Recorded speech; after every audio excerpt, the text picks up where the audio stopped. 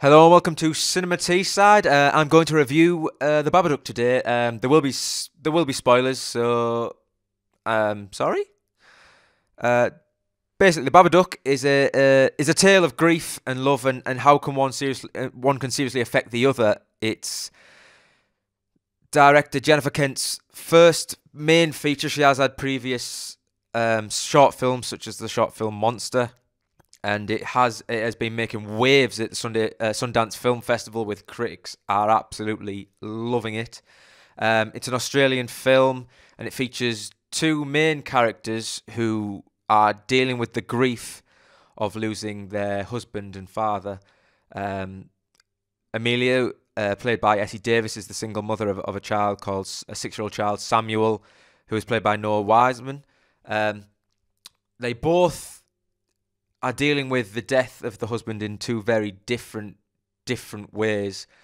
Noah Wiseman, Samuel playing it in the way that you would expect a 6-year-old child to deal with something like that, not really knowing, not really being able to come to terms with it because he hasn't really got he can't really fathom what's happened. Whereas Amelia is a character who has to deal with this while at the beginning of the film really resenting Samuel because of the way that he was born and the fact that Oscar was driving Amelia to the hospital when the crash happened that killed Oscar, and the interplay between these two characters is what really makes the film, and the Babadook becomes part of that. I want I want to say that it starts off what makes this really special. As I'm going to give you 5 main reasons as to why I feel that the film is absolutely something that people should go see. And the first and foremost is the actress Essie Davis plays the fractious mother Amelia so incredibly well. Her appearance starts to get ragged. She starts to become more temperamental. She has a short fuse with Samuel, and the way that she portrays the fact that in the beginning of the film that she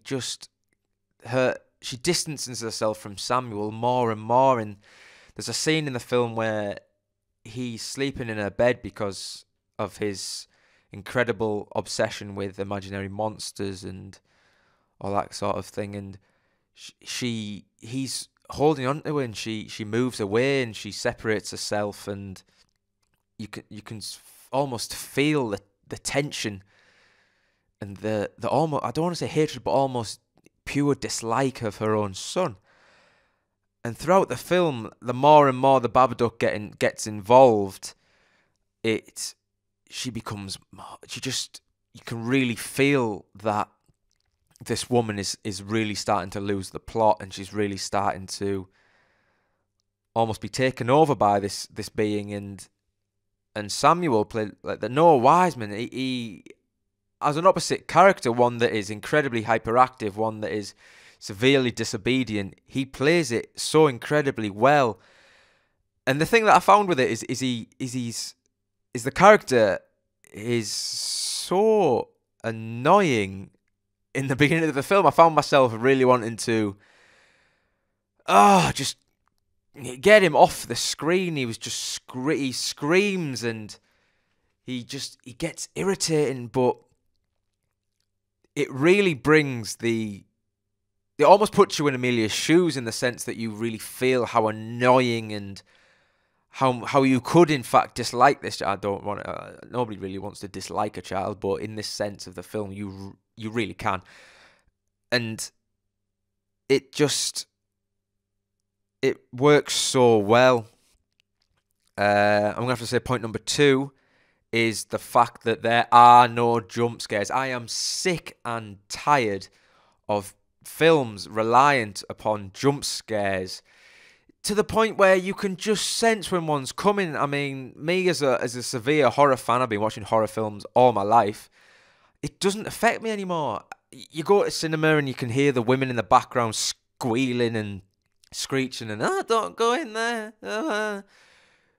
Please, I mean, why else would there be music throughout the film and then there just happens to be total quiet as a character's walking down a corridor close up, and then boom, something jumps out and you think, oh, for God's sake, really, did that really have to be there? Is this really what you've come down to? Fear, to me, is pure tension. It's the feeling that something is going to happen and you don't know what's going to happen. You can almost feel it in the air. It's thick, everyone's quiet, everyone's holding on to the seats. Point number 3 has to be the actual cinematography of the film.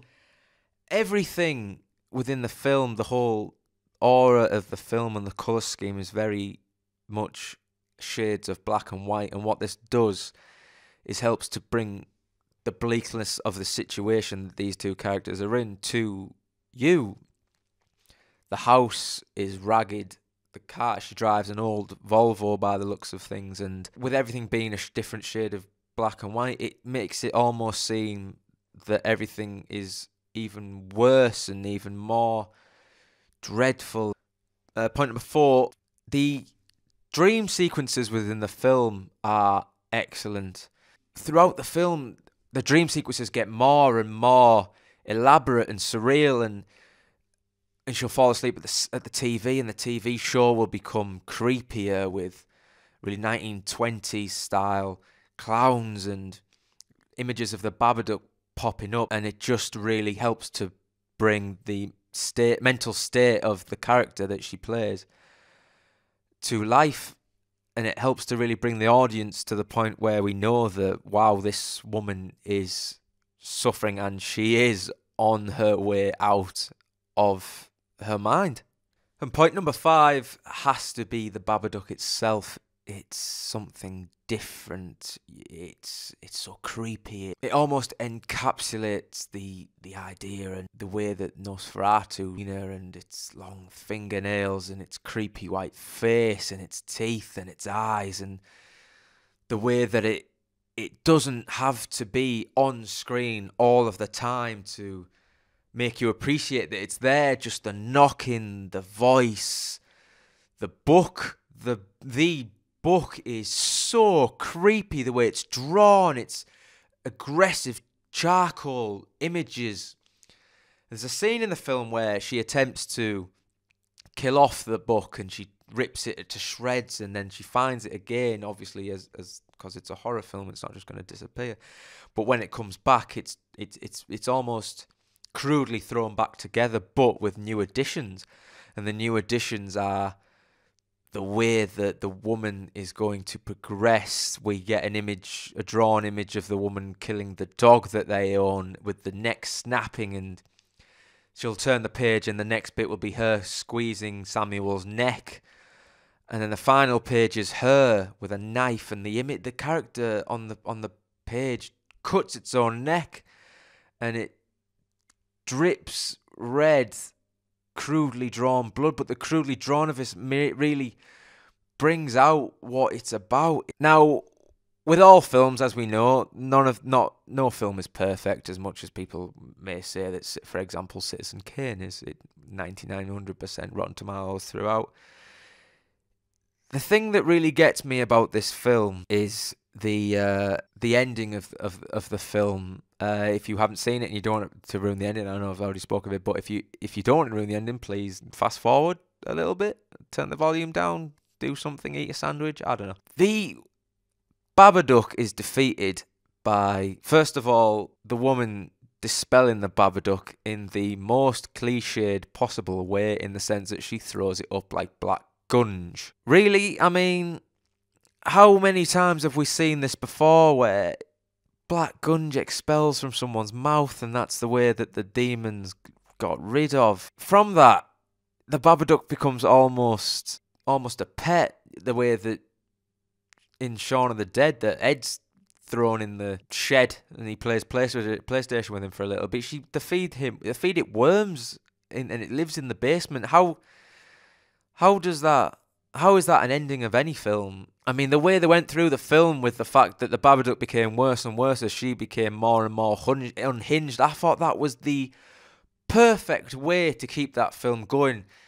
But saying that, I really feel that this film is absolutely one of the best horror films of this year, if not last. I would have to give it probably 4 out of 5 stars. Thank you for listening to the review. Thank you for listening. See ya.